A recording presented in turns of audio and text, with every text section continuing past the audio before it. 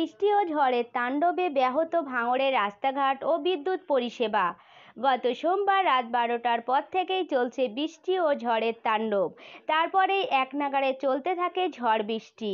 এখনো পর্যন্ত পুরোপুরি থেমে যায়নি এই ঝড় বৃষ্টি, যার ফলে ভাঙড়ের রাস্তাঘাট ও বিদ্যুৎ পরিষেবা একেবারেই ব্যাহত হয়েছে।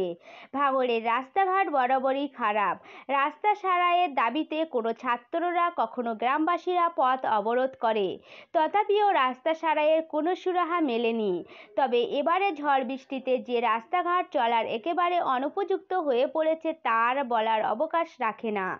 অনেকেই আক্ষেপ করে বলেন, গ্রীষ্মকালের ধুলা আর বর্ষাকালের কাদায় ভাঙড়ের মানুষের বড় পাওনা। বাইরে থেকে কেউ ভাঙড়ে এলে বলেন, ভাঙড়ের মানুষের অনেক ধৈর্য রয়েছে। যে রাস্তায় গরু ছাগল চলা অসম্ভব সেই রাস্তায় ভাঙড়ের মানুষ চলে। সত্যিই ভাঙড়ের মানুষ খুব শান্তিপ্রিয়। তবে এদিনে ঝড়ের তাণ্ডবে চাষিদের প্রচুর ক্ষতি হয়েছে।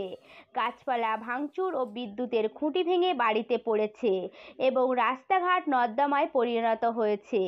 গত মঙ্গলবার 26শে ফেব্রুয়ারি উচ্চ মাধ্যমিক পরীক্ষা শুরু হয়েছে।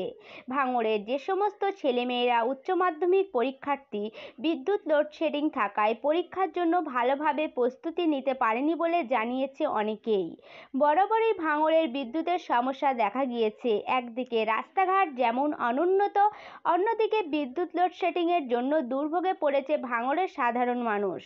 ভাঙড়ে পাওয়ার গ্রিড চালু হলেও ভাঙড় যে বিদ্যুৎ থেকে বঞ্চিত হয়েছে তা আবারও প্রমাণিত হয়েছে।